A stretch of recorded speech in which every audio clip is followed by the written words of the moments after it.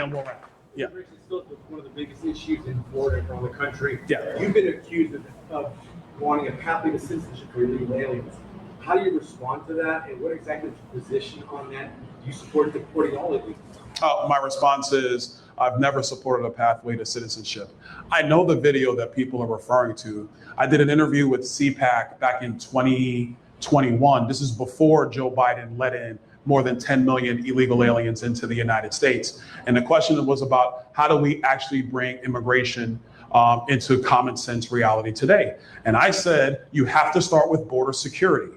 You have to start with security first, secure the border, get that done. The second thing you have to do is go through reforms of the visa system. H-1B visas, they gotta go. They've been abusing American workers. There's so many reforms in the visa process that are needed because this stuff was written in the 80s, not today. And so it all has to be reformed. The third thing was following the 9/11 Commission's review and saying that we have to have a biometric exit system. We have a biometric entry system in the United States. We still don't have a biometric exit system. That has to be done.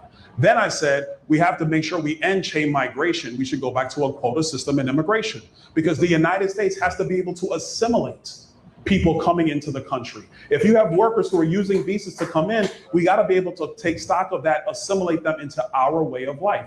The sixth thing I said was we need to end birthright citizenship. This is actually before the court right now. Birthright citizenship, in my view, is a bastardization of the 14th Amendment because that was for black slaves. The 14th Amendment was written for the children of black slaves in order to give them citizenship in a country that had denied them and treated them, obviously, they were slaves, as slave labor. That's the purpose of the 14th, and all of the debates leading up to the 14th Amendment support that position.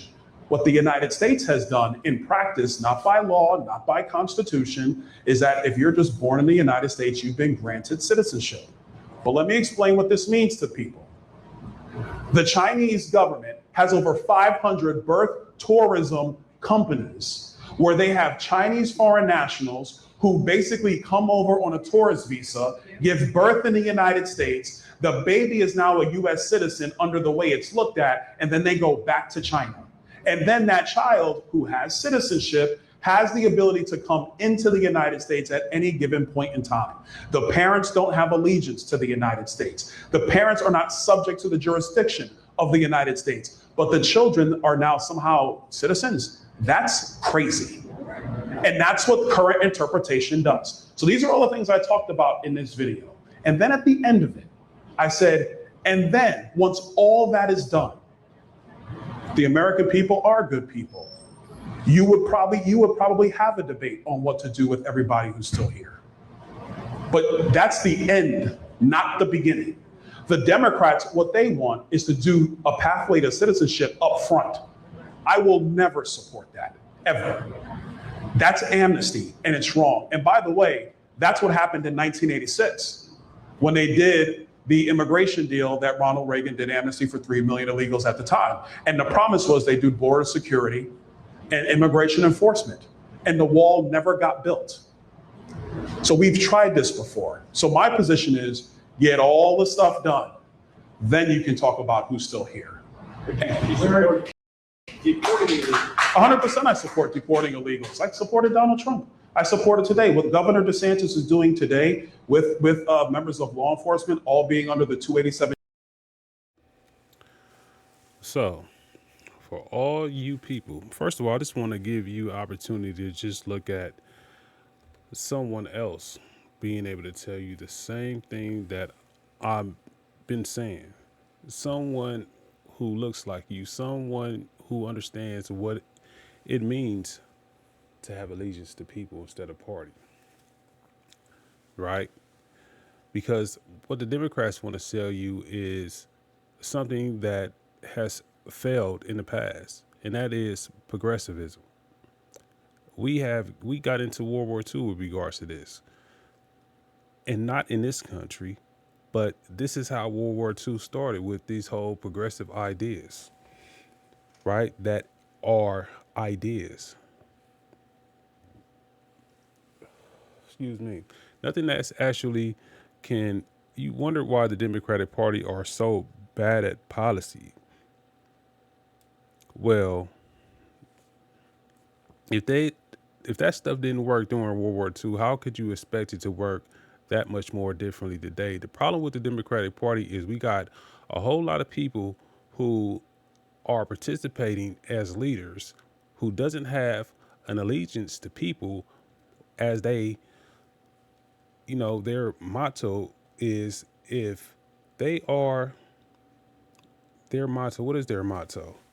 One of their mottos is, we can do better by them. Well, accordingly, if we can do that, motto is supposed to be first and foremost for United States citizen. All the constitutions, all our Bill of Rights, everything that every law that we have to pass, except the criminal jurisdiction law, which applies to anybody that comes into this country, your political allegiance to this country has to do with the Constitution and all this other stuff. So when we fight for each other, when we go to war with each other, not with each other, but with regards to other countries, it is for that we, the people, we live like this, not for us to be invaded by foreign countries who, with the culture of people who come over here and wants to have influence into our political system. This is the reason why we have a vote, so that we can all participate as a people to operate in this written system, because it is a social construct. I just want to give you an opportunity to allow you to see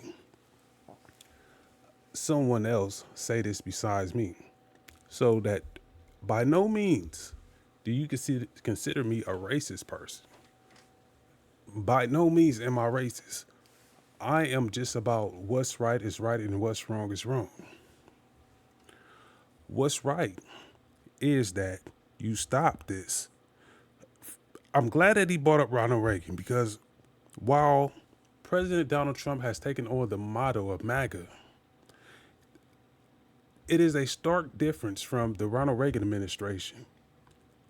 Ronald Reagan policies was that subtle rage of white power against Black America,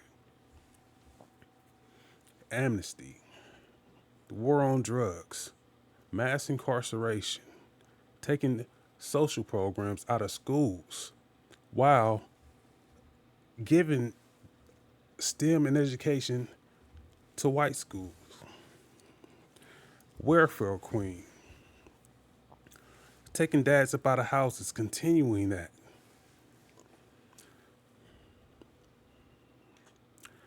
It's good for me to allow you to see somebody else say this stuff, so that you don't think that I am just being the one who is putting this on, putting this on, putting this on, putting this on. There has been no one who has been devastated more from the impacts of illegal immigration than Black people. Because we've watched, as he said, it is a hypocrisy to this country and that's another form of subtle rage. Why would you allow something that was meant for Black people to be for anyone to come into this country? He goes into the quota system, which came before the Immigration Act of 1965. Why would you, after Black people won the Civil Rights of 1964, suddenly pass an Immigration Act to where there is no quota system, when you've operated off a quota system all this time and shot the idea that what you were trying to die down on was white supremacy? The Immigration Act of 1965 has segregated white people from Black people more than anything, when we were at a time to where we had seemingly been in some form of agreement for us to be more communicative with each other, to treat each other fairly in terms of civil rights. That means having opportunity, But you took that and you gave it all away to other people. You took our birthright citizenship away from us and you gave it, you didn't take it away from us, but you diluted it.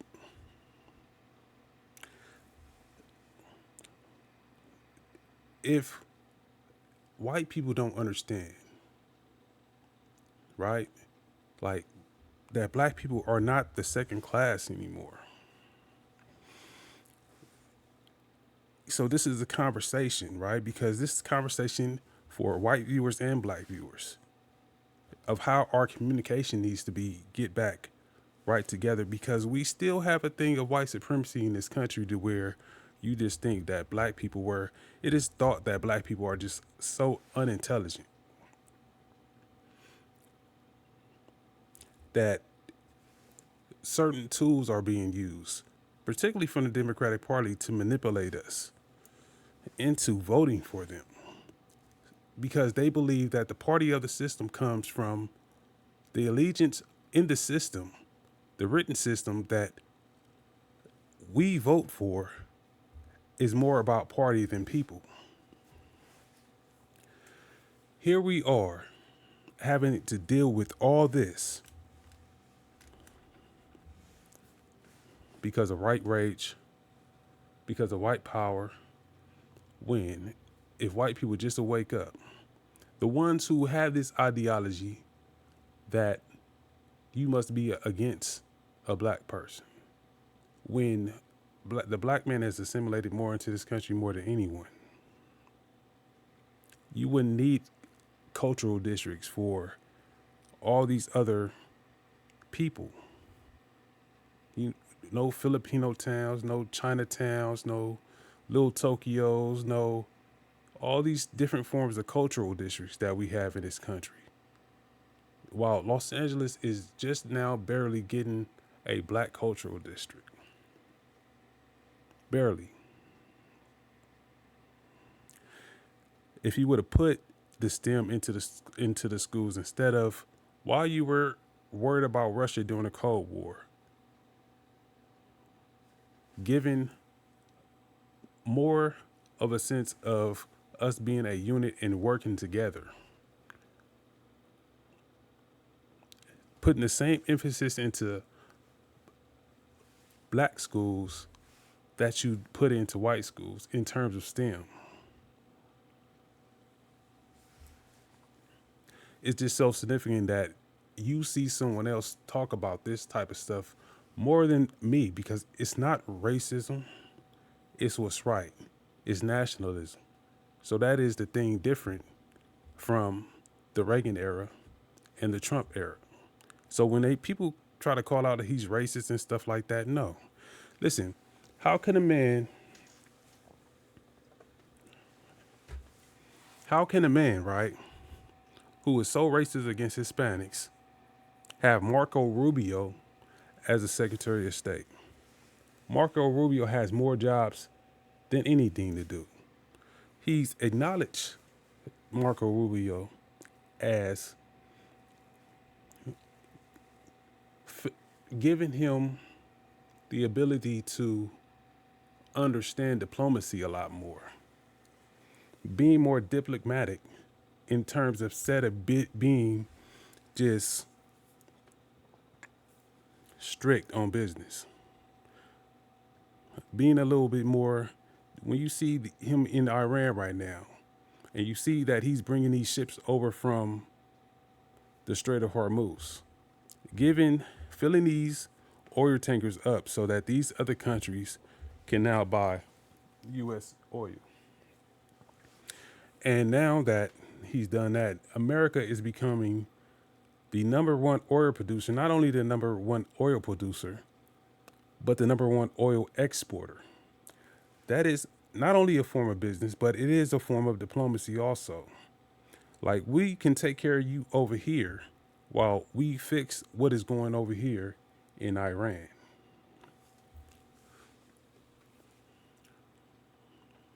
I'm just happy that you were able to see somebody of Moss there. The awakening that is happening right now with regards to black men, with regards to black people, people who have suffered from immigration since the Immigration Act in 1965, how our leaders, our Republican leaders, especially Donald Trump, understands that if there is a fight to take on, when there is a fight that's being taken on, there is a civil war that's happening with regards to immigrant and citizen, people who are part of the founding of this country, white people and black people, and those who have come over here since the Immigration Act of 1965. It's happening. There might not be a physical fight, but there is a fight of who rules in the written system in this country. Tiny Cross-H.U.G on the Trumped Up Live Show. Always remember, man, like, share, and subscribe to the channel. Hit that hype button. It's a good day to be a soldier.